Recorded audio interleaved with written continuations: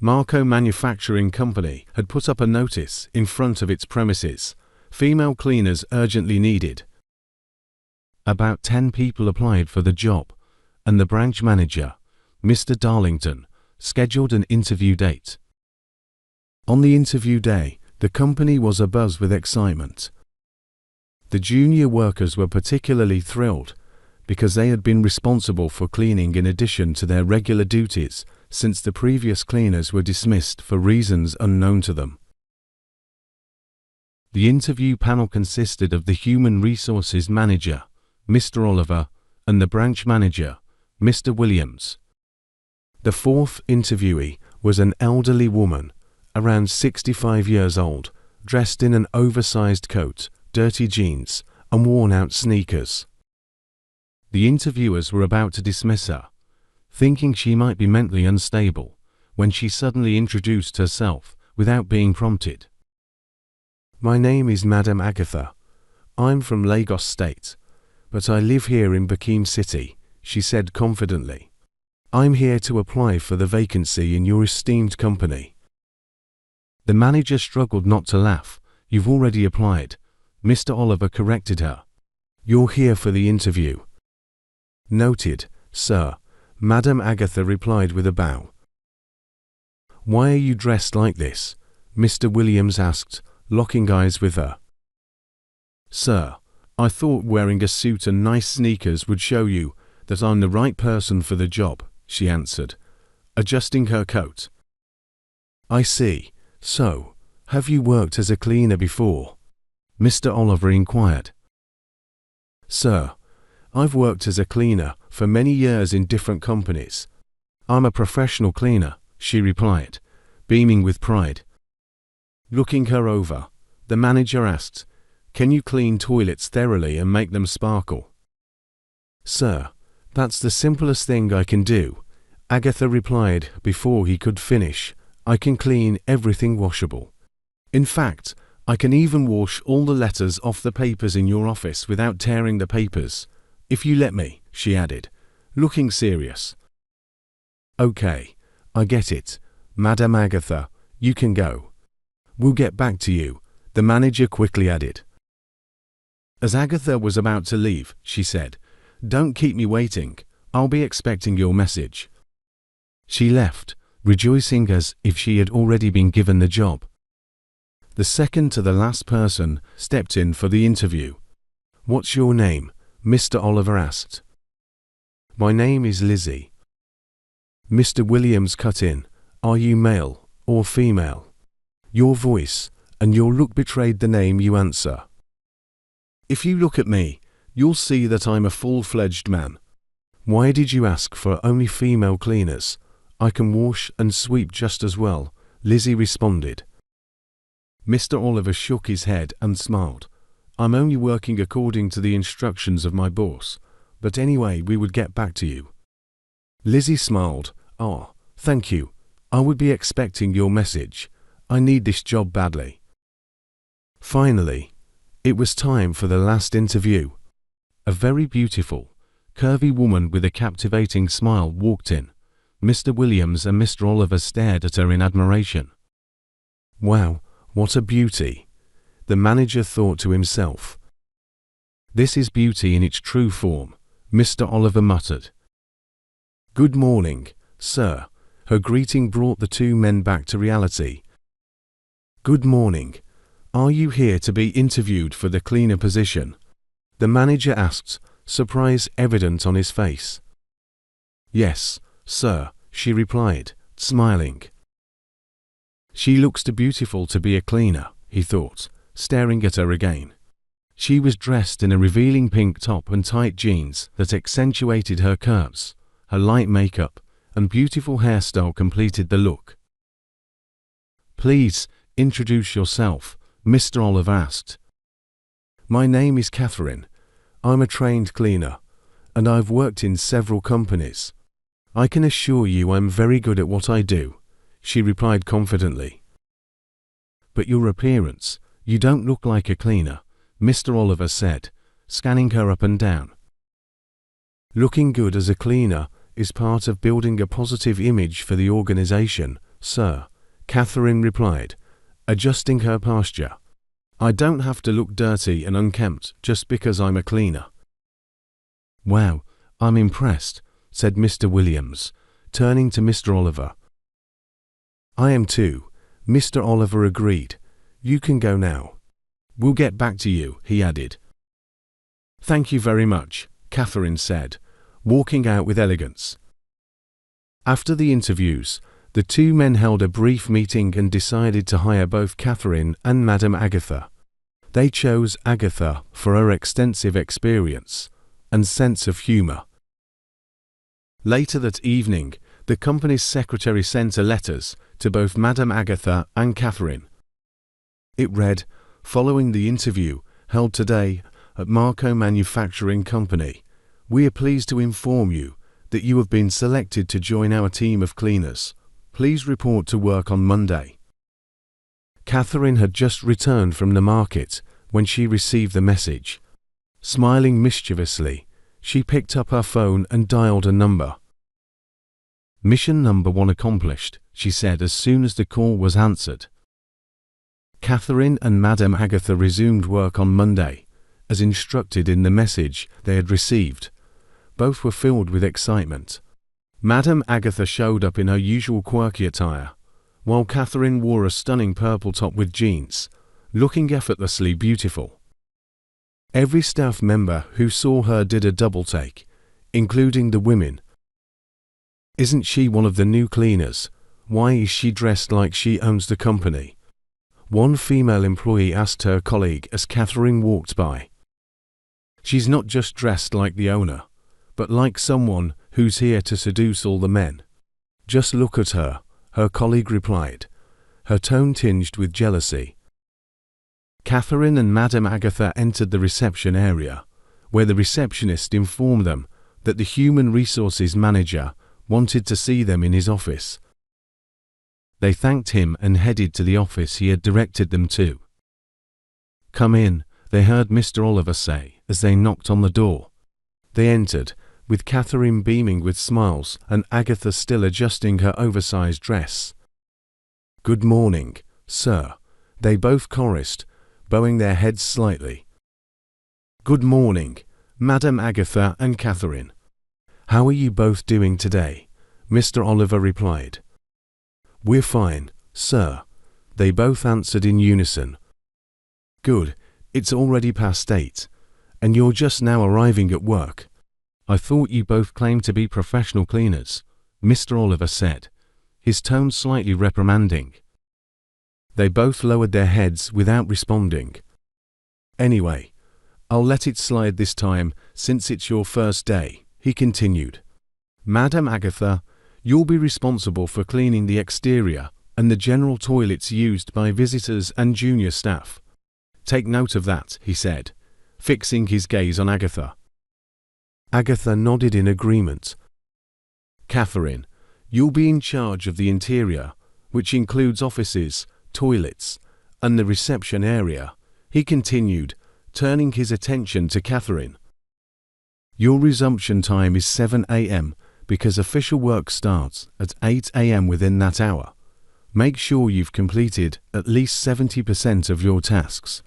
The reception must be kept spotless at all times, which means you'll need to clean throughout the day as clients come in and go out." "Okay, sir. Thanks so much, sir, for the opportunity." "Do you have any questions?" he asked, looking at them. "No, sir," they replied without looking up. "Very well then," he concluded. "Ask the receptionist to show you the lockers provided for you to store your belongings while you work. Your salary is 50,000 naira monthly. Congratulations." "Thank you, sir," they both replied, turning to leave. "Catherine, see me in 2 hours. There's something I'd like you to do for me," he called after her. "Okay, sir," she replied, closing the door behind her. The receptionist showed them around the compound and took them to their lockers.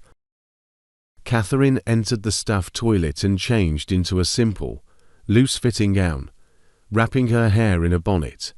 She then took a broom from the supply closet the receptionist had shown them and began sweeping, followed by mopping the floors.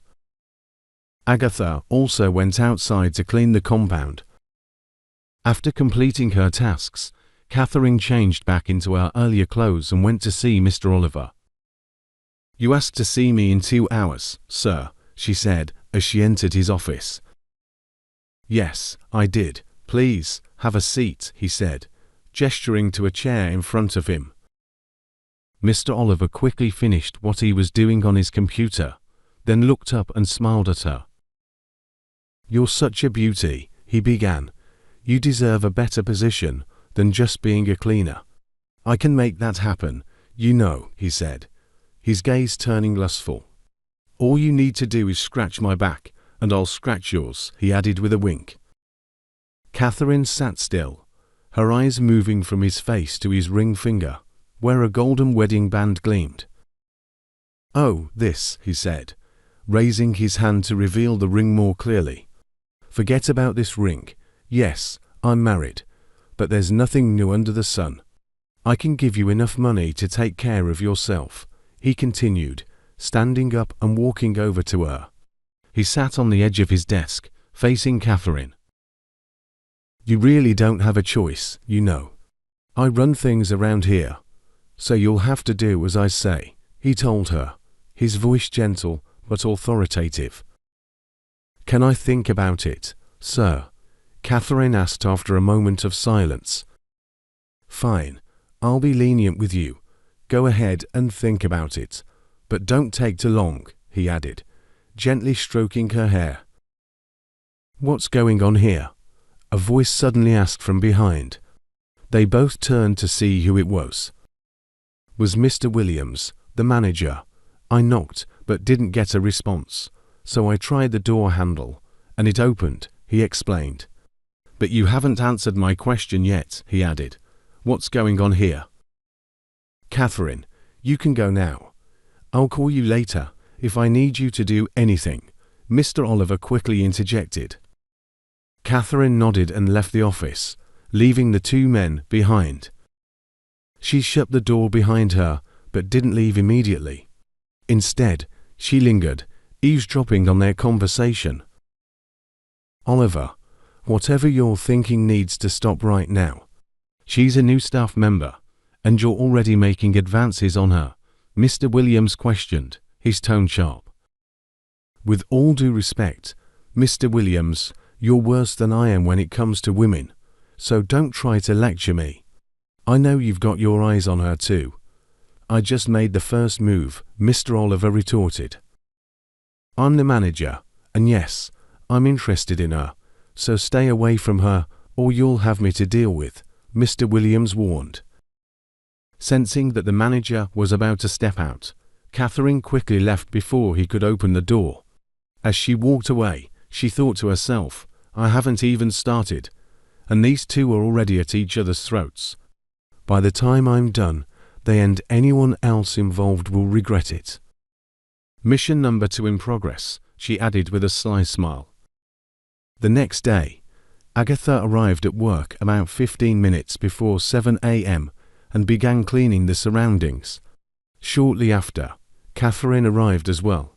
She greeted Alex, the gateman, with a bright smile. "Auntie Kate, you really know how to smile. I like the way you smile," he teased, grinning back, his teeth stained brown. "What can I do? I have to keep myself happy," Catherine replied cheerfully. "Can I have the keys to all the offices, please? I need to start cleaning right away," she requested. Alex handed her a set of keys. "This one's for the general office for junior staff, and this one's for the reception," he said, pointing to each key. "What about the ones for Mr. Oliver, Mr. Williams, and the accountant's offices?" Catherine asked. "Oh, Auntie, they don't allow anyone to enter their offices unless they're around. Clean the other places first. By the time you're done, they'll be here," Ivan replied. "Really? Okay. Thank you," Catherine responded, though she felt a bit uneasy. As she walked toward the office building, She began to mumble to herself. I need to gain access to their offices alone. That's the only way I can achieve my goal here. What do I do now? Think, she said, gently tapping her head. Suddenly, she had an idea. I know what to do, she said, her face lighting up. I need to win their trust first. Yes, that's it. I'll agree to date both men, and then we'll take it from there, she concluded with a satisfied smile. She unlocked the building and began cleaning the areas she had access to.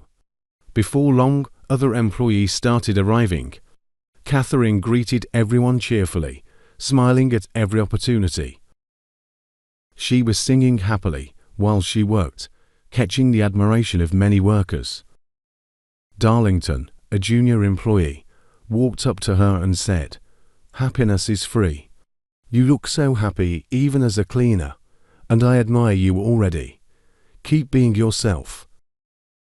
By the way, my name is Darlington, he added, extending his hand for a handshake. Catherine shook his hand, replying, "I'm Catherine. Nice to meet you," with a warm smile. "Wow, the boss is quite early today," Darlington said, glancing towards the gate as the manager's car drove in. "I'll see you around," he said to Catherine before hurrying off. Mr. Williams walked in, spotted Catherine cleaning, and immediately instructed her to follow him. Catherine paused her cleaning and quietly followed him to his office. Once inside, he turned to her and asked, "What was going on in Oliver's office yesterday?" "I don't understand, sir," Catherine replied, feigning shock. "Don't play dumb. I saw the way he looked at you and the situation I walked into," he snapped. "Sir, he just wanted me to do something for him. I was waiting for instructions when you came in," she explained, her expression innocent. "We'll revisit this topic later. For now, I need you to quickly tidy up this office. I have a meeting with some business partners at 9 a.m., so please be quick," he instructed. "Right away, sir," Catherine replied, leaving the office to grab a broom and mop. She went to her locker and retrieved a tiny pen-like camera. "I need to know what they'll discuss at this meeting," she thought. She returned to the office and began cleaning quickly. Mr. Williams stood by the entrance, making some phone calls. While cleaning, Catherine discreetly surveyed the room to ensure no company CCTV cameras were installed in his office. After finishing her cleaning, she carefully placed the tiny pen-like camera between some files on the shelf, positioning it to face the manager's seating area. She did this without him noticing, then activated the camera and pressed the record button. "I'm done, sir," she informed him as she walked toward the door. "Okay, come back as soon as my guests leave. I need to talk to you," he replied. "Of course, sir," she answered, and was walking majestically. Catherine was winding her waist and showing her backside, fully aware that the manager would stare at her from behind. As she anticipated, he did stare, immediately vowing to himself that he must have her in bed. The manager's meeting lasted for about 2 hours. As soon as the business partners left, Catherine returned to Mr. Williams' office in a changed cloth. "You asked to see me, sir," she said after knocking and entering his office. "Catherine, I want you to be my woman. Tell me what you want as compensation, and I'll do anything to have you. You're too beautiful, and I can't seem to get you out of my mind," he confessed. Catherine remained silent for a few seconds before finally speaking. "Let me think about it, sir." Mr. Williams laughed. "Think? That sounds funny to me." "You have 2 options, agree or lose your job," he replied, his tone authoritative. "Okay, sir, I'll do it," Catherine said, faking a sad look. "Good. Are you available tonight? Actually, let's make it Saturday. I'll book a hotel for us," he replied eagerly. "Could I book the hotel myself, sir?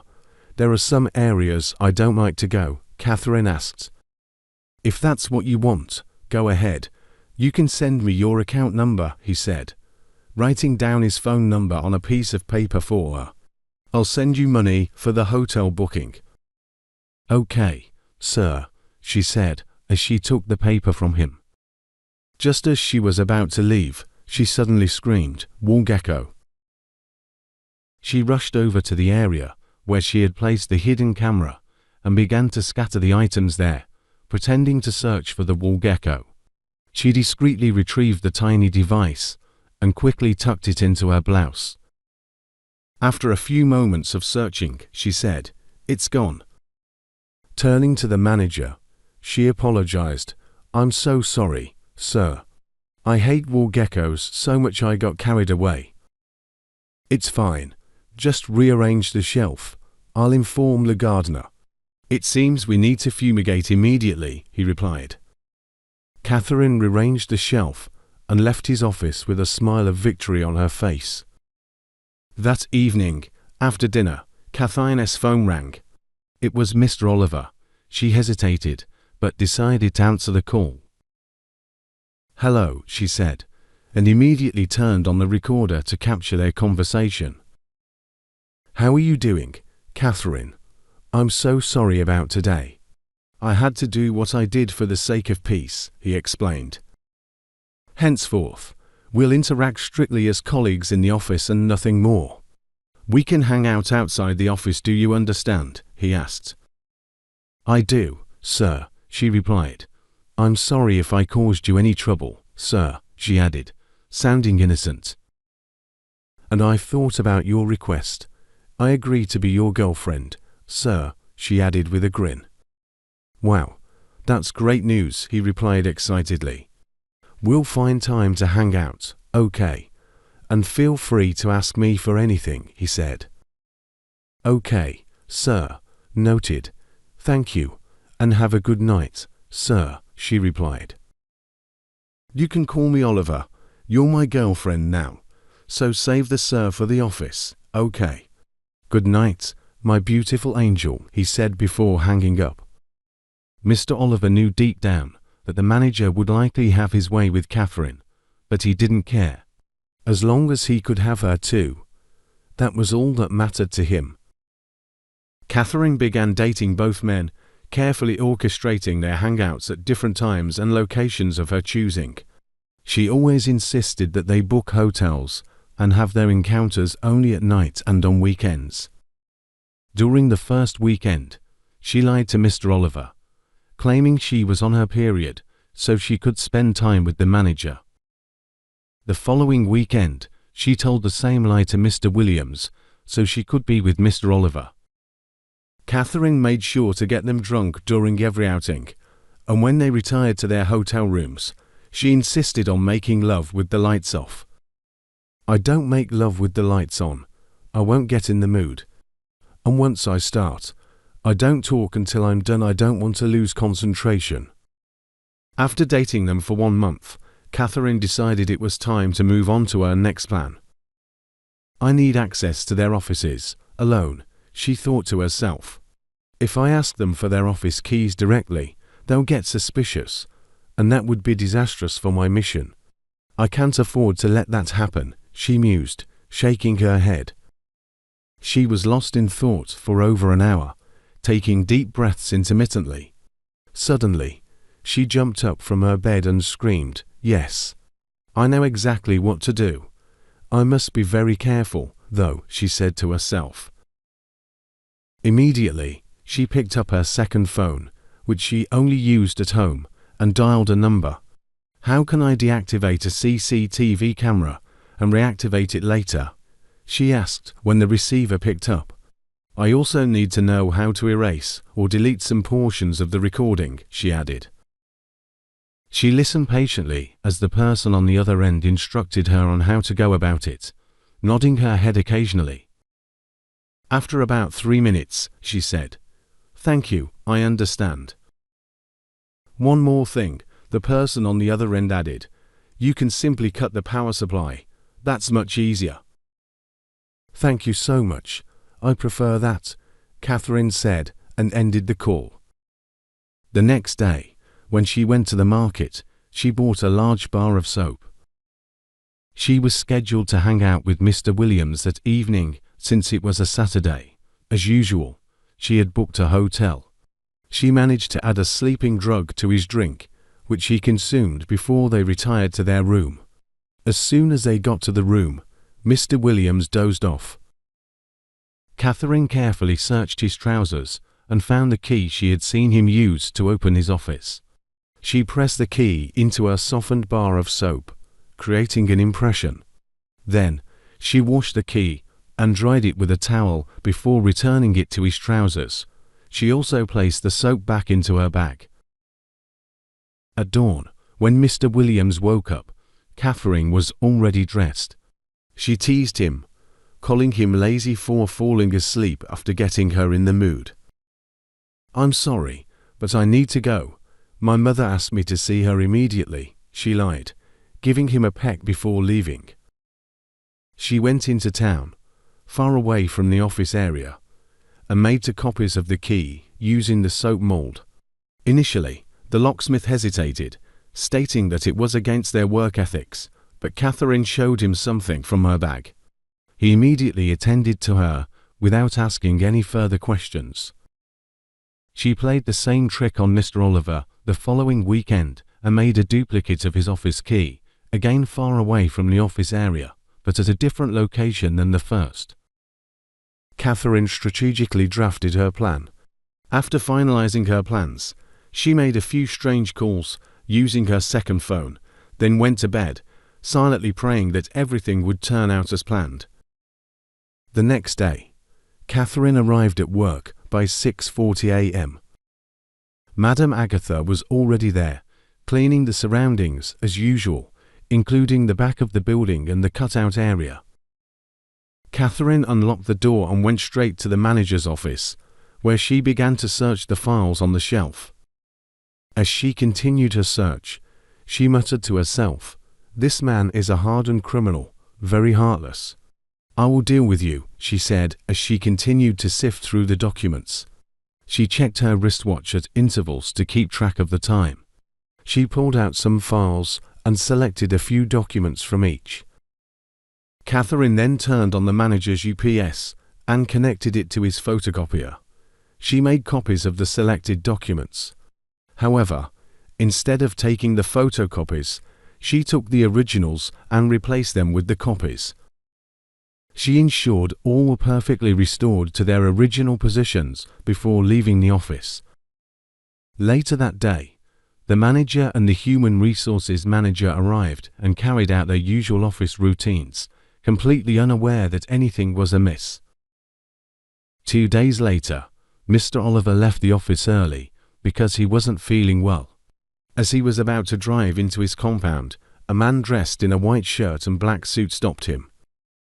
"Peace be unto you, Son of God," the man said.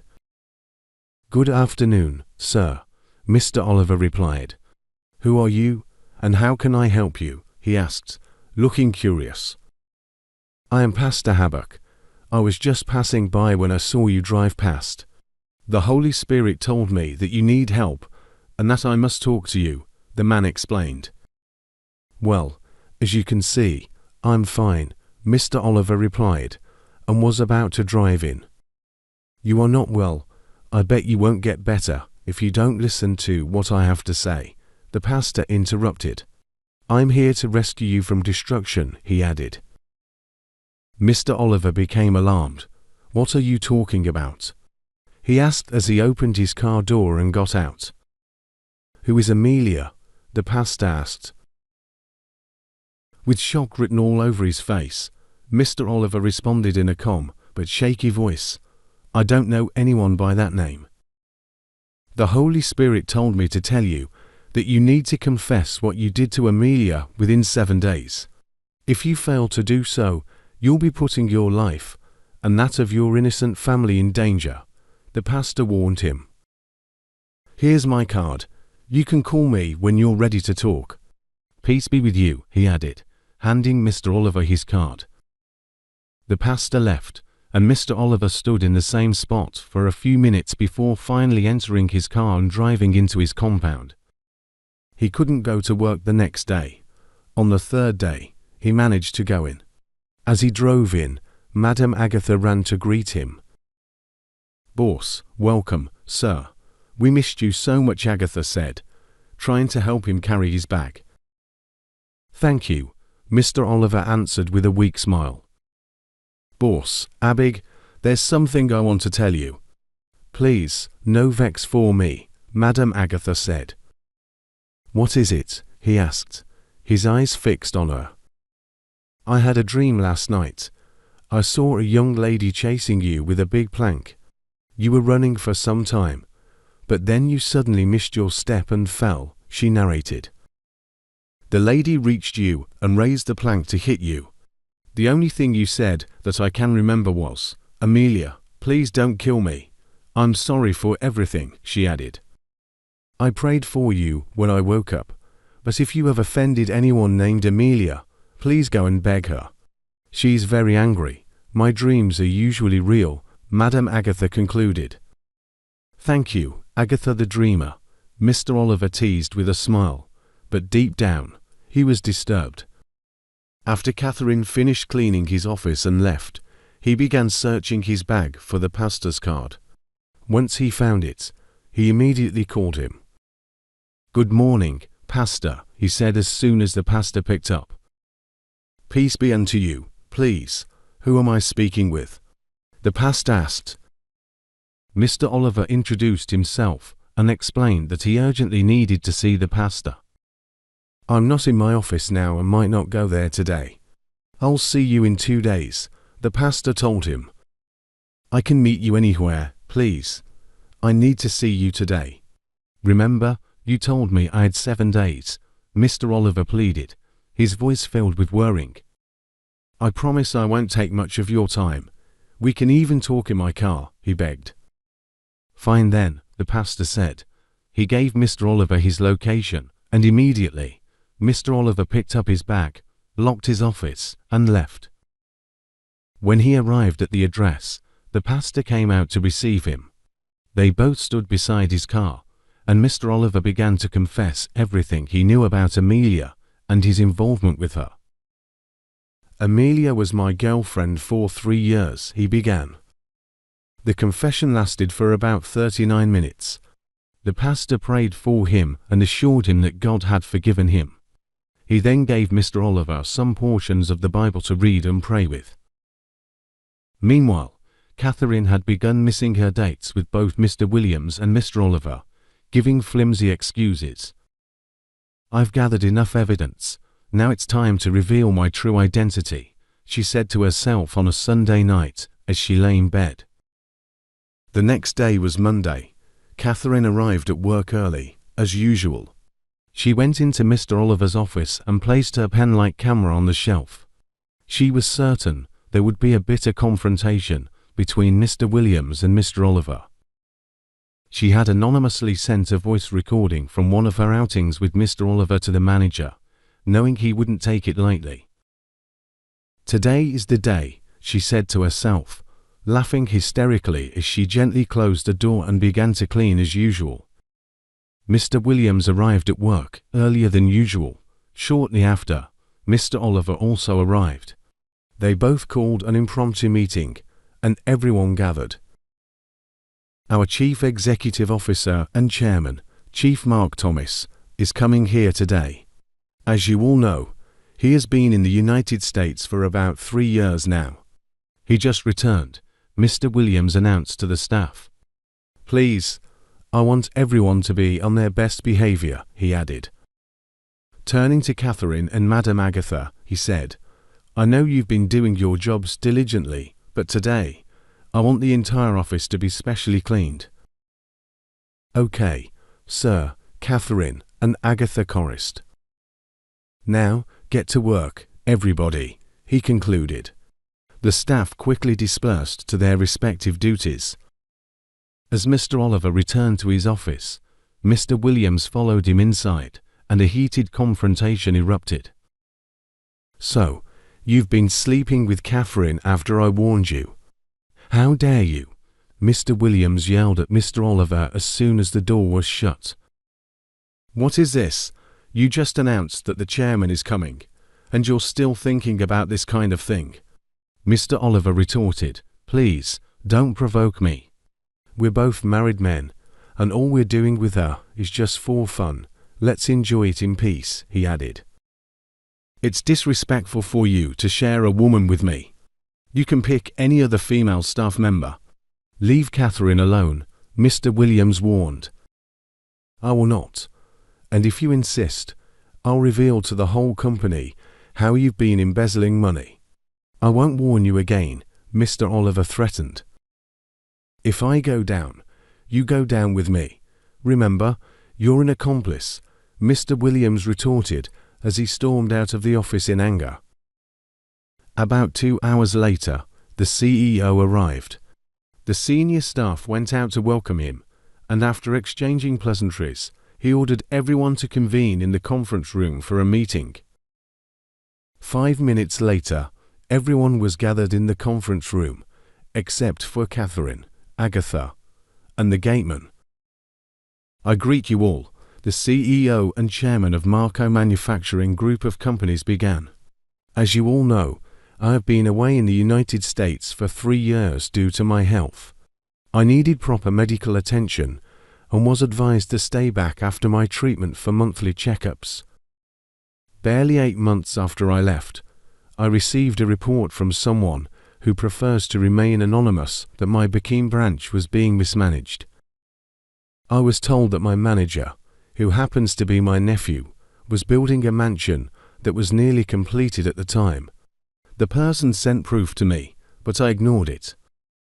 Williams is my nephew, my late sister's son, someone I trusted completely. I concluded that even if he was building, it was probably from his savings. But then, 3 months later, I got another report from a different person saying that Williams had started building a large hostel with multiple rooms to rent out to students. I became confused. I know how much I pay him monthly, so where was he getting the money from? I began to question it. So, I decided to carry out my own investigation. I got the State Criminal Investigations Department (CID) involved. I sent them the only picture of you that I had," he said, turning his gaze towards Mr. Williams, who was becoming visibly restless and beginning to sweat. "It was a group picture we took at our end-of-year get-together. There were 4 of us in the picture: Williams, Mr. Oliver, Mrs. Angela the accountant, and myself. The CID has been working tirelessly since then, and I can tell you for sure, my nephew, Williams, that you are indeed a criminal. I have proof of all your fraudulent activities in this company. Sadly, you didn't do it alone, you had accomplices," he concluded. "What do you have to say, Williams?" he asked, fixing his gaze on the manager. "Sir, I am completely innocent of all you've just said. You are my uncle, and I would never do anything to tarnish your years of hard work," Mr. Williams replied, his head bowed. The chairman began to laugh. "That's exactly why I didn't confront you myself. I knew you would deny the allegations," he said. "That's why I insisted that the SID send a detective to conduct a thorough investigation," he added. Mr. Williams continued to insist on his innocence, claiming that he had documents to prove it.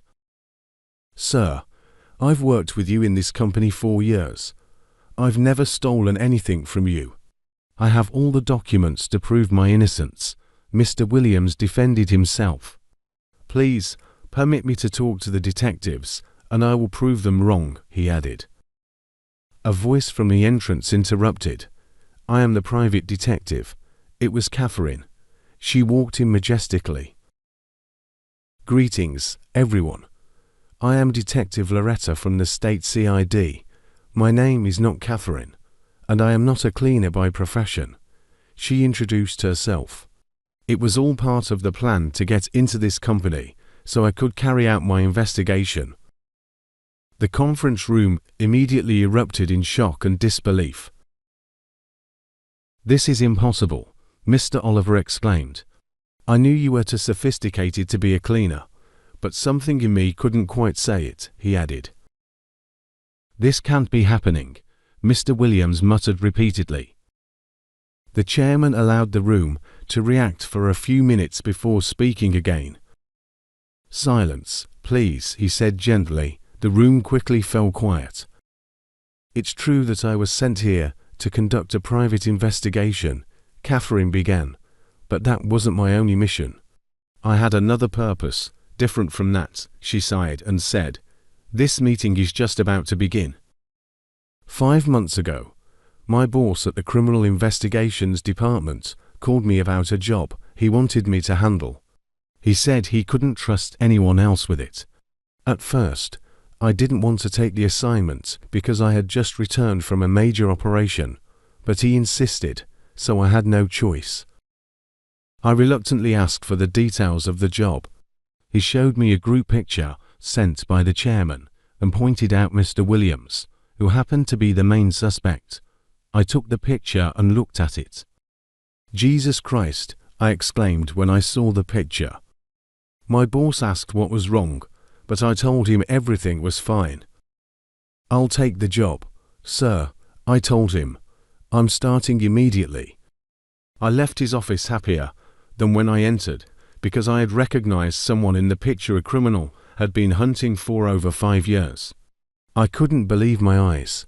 I was eager to start the job so I could bring this person to justice.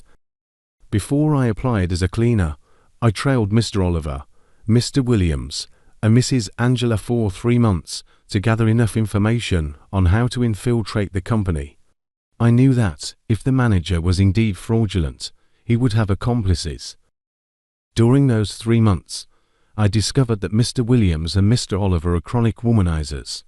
Cheating on their spouses is easier for them than breathing. I also discovered that they are heavy drinkers. My car was often parked close to this office during those 3 months. One day, I saw a lady leaving the company in tears, so I approached her and asked why she was crying. "I've just been fired," she said between sobs. "Fired? For what offense? And what is your name?" I asked gently, trying to console her. "I'm a cleaner, and my name is Esther, but they call me Queen in the office," she replied. "The human resource manager has been trying to get me to sleep with him, but I refused. This morning, he lied and said I wasn't cleaning the office well enough, so he fired me. I was able to calm her down, gave her some money, and collected her phone number. "I'll need your help for something important," I told her without revealing my identity. She thanked me and left. 2 days later, I called her and asked some questions. She told me there were 3 cleaners in the company before she was fired, which meant there were 2 left. She also mentioned that the manager and the HRM were fond of sleeping with female staff members. That's when I decided to come and work here. I called the chairman and told him my intentions. He agreed with me and ordered the manager to fire the remaining cleaners and hire new ones. He didn't give the manager any reason, just an order, which he followed. I knew exactly what to do to get the job. Dress seductively. That's exactly what I did, and I was able to get into the organization. From my investigation, I found that the total number of staff at this branch is 40. However, the HR records show a staff of 80, meaning 40 are ghost workers. There are just 2 cleaners, but the records say there are 5. The records also list 5 gardeners, but we only have 1, and the gateman is forced to help him without any extra pay. So, at the end of every month, the company pays for 40 non-existent staff members. At this point, the room erupted again. Everyone stared at Mr. Oliver, who bowed his head in shame. Once the room quieted down, Catherine continued. Mr. Oliver was only obeying the instructions of the manager, while the accountant is an accomplice. There are numerous unreported business transactions between our company and some of our business partners. I have proof videos, text messages on his phone, and WhatsApp conversations with those involved. I've recorded everything.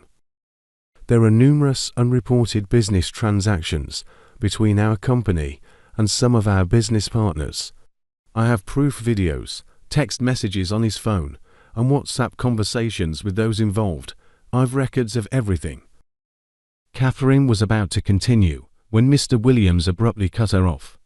Enough, enough, Catherine. How dare you accuse me like this? The chairman is my uncle, and I'm not capable of doing all those things you're accusing me of. He stormed out of the conference room, heading to his office. Moments later, he returned with some files, frantically searching for documents to prove his innocence, but he found nothing. The chairman chuckled. "Where is your suit?" "I'm sorry, sir. I had to remove it. I am feeling hot, sir." The chairman laughed. "Even in this AC?" Catherine continued, "You won't find any of those manipulative documents there. I took them all. I also have the real documents with me." "Your game is up," Catherine told him. At that moment, Mr. Williams knew he was defeated. He began to stammer. "Uncle, I can explain," he said, his voice trembling. "You'll have plenty of time to explain later," Catherine interjected. In a desperate attempt to shift the blame, Mr. Williams lashed out. "You're a loser too, Catherine. After all, you are my bed warmer, and also to Oliver. You are as useless as used tissue." Catherine chuckled, shaking her head. "I thought you both were smart, but you're not smart at all," she replied. "Did you ever wonder why I was always the one booking our hotels? Let me tell you. I booked those hotels and arranged for a sex worker to take my place, whom I paid handsomely for her services." She allowed people's reactions for a while. "Before we got to the hotel room, I always made sure both of you were drunk so I wouldn't get caught. Remember how I always insisted on doing it with the lights off?" Catherine asked, watching their expressions change. "And how I told you I don't talk during lovemaking? The only reason I agreed to lodge in hotels with you was to have access to your phones. Nothing more. I'm your worst nightmare, and I haven't even told you about my second mission here." "Watch me," Catherine said, laughing hysterically. "I didn't come here alone. My backup agents have been here all along. They've been on standby at all the hotels we ever lodged at, just in case I got caught. I always left our room doors unlocked for easy access," she added. The staff members began whispering among themselves, shock written on their faces. "Don't worry, I'll unravel the mystery now," Catherine said. "Come in," she ordered. About 20 seconds later, Jerry and Dukes walked in, dressed in their usual oversized production uniforms. "Introduce yourselves properly," Catherine instructed them. "I am Detective Matthew from the Criminal Investigations Department. My name is not Jerry." Dukes stepped forward as well. "I am Detective Cato. My name is not Dukes." Both of us were not beggars, as we disguised. We were here on assignment and to monitor the inflow of raw materials purchased and their usage. In order to get accurate figures, we decided to act a bit naughty and pretend to be illiterates to cover up our real identities, Cato added. The room became rowdy once more as Jerry and Dukes Matthew and Cato spoke in perfect English, a stark contrast to the personas they had been portraying. After the noise subsided, Catherine continued. "I was the one who brought Madame Agatha into this company. She was just lucky to get picked. I called my ex-cleaner friend, Esther, after the last two cleaners were fired and asked her to describe them to me," she explained. "It was from her description that I understood one of the cleaners was acting like a clown and dressing funny. She described her as an illiterate and elderly woman," Catherine added. "Esther told me how you made sure that the old woman was the one doing most of the work, while you engaged the other cleaners in your personal activities during working hours. You did the same thing with Madame Agatha, asking her to come to work earlier than I did, and sometimes making her do all the work meant for both of us. I'll unveil Madame Agatha's secret to you later. Catherine walked over to Matthew and Cato and gave them a salute and a handshake. Thank you so much, she told them. Turning to face the crowd, she said, the reason they always wore oversized production uniforms is because they were armed with pistols and other gadgets all along. Just for defense, nothing more, she explained. Mr. Williams and Mr. Oliver watched in shock as Catherine continued to reveal how she had outsmarted them. I can't believe a lady toyed with me in this manner, Mr. Williams finally blurted out. A full-grown man like me could be fooled by a mere woman. This is shameful, he added. From her explanations, she didn't fool you, the chairman cut in. Your lust did. Your cheating nature prevented you both from thinking straight. She did so many questionable things, but you were too blinded by lust to think straight and ask the necessary questions. All you wanted was to get in between her legs, he continued. Anyway, I'm happy the truth has been revealed. The law will take its course, he concluded. Turning to Catherine, he said, Thank you for a job well done, Officer Loretta, Officer Matthew, and Officer Cato. I'm sorry you had to lower yourselves to work as a cleaner and production staff to unravel this case. You don't have to apologize, Chairman, Catherine replied. We are detectives, and we'll become anything to get to the bottom of a case. Besides, you paid us handsomely for this job, she smiled. And we also got an extra 100,000 naira for working as staff for 2 months, Cato added with a broad smile. So, I guess our work here is done, Matthew said, turning to Catherine. Not yet, Catherine replied. I told you all that I had another mission here. When boss gave me this job, like I said, I didn't want to do it, but I saw someone who I had been looking for over 5 years, Catherine started. That picture was my answered prayer. Everyone in the office became serious. All eyes were on Catherine. They seemed to be full of surprises, and they didn't know what else to expect. Moving close to Mr. Oliver, Catherine gave him a hot slap on his face. For a minute, Mr. Oliver went blank. Catherine gave him time to recover from the first slap. Then she gave him another hotter one. I am sorry, everyone. I am not usually like this. This is the bastard I have been looking for over 5 years. This is my second mission here, she began. Nobody dared to say anything. They just sat there watching the drama. This is how Mr. Oliver entered my wanted list. My parents gave birth to just 2 of us, me and my kid sister, Amelia. Amelia came 10 years after I was born. I was so happy to finally have a baby sister. She was everything to me. We lost our father in a motor accident 2 months after I started working with the Criminal Investigation Department. We were devastated. After our father was buried, things got bad for my mother and wasn't able to support Amelia in school. I then asked Amelia to move in with me. I gave her my everything. I made sure she lacked nothing. I saw her through school, and on the day of her graduation, my mother was so excited for the joy both of us had brought to her. It was indeed a big celebration in our home and compound, in honor of my father. Shortly after she graduated, she began to tell me about a man in her life. I was really happy for her. Amelia's happiness was my #1 priority. I couldn't wait to finally meet the man that made my sister so happy. One day, Amelia came home and was hanging out with her boyfriend. A few minutes after she returned, she began to complain of stomach pain. Initially, I ignored it because she had ulcer. I told her to take her antacid, which she did. But the pain got worse. It got to a point. She could no longer sit down. She began to roll on the floor. I was confused. A few hours later, she began to bleed. It was at this point I rushed her to the hospital.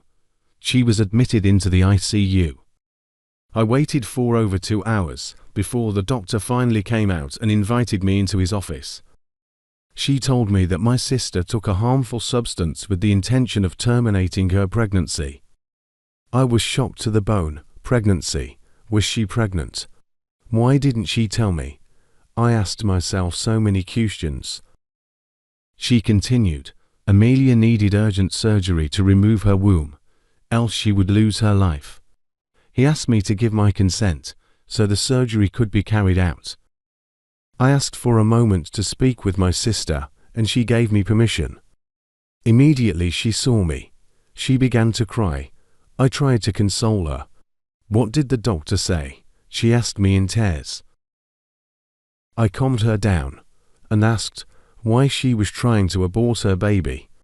She was shocked at my question and firstly denied being pregnant. I'm not pregnant, I'm still a virgin, big sis.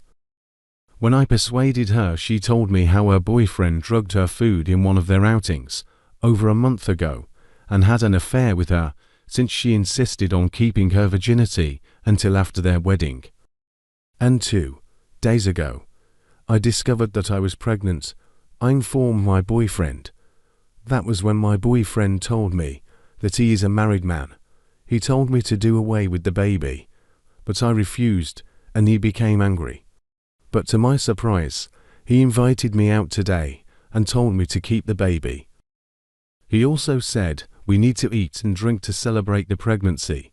He then offered me my favorite fruit juice, which I took alone, while he took malt, claiming he didn't feel like taking juice, and promised to come and see my people for the wedding plans.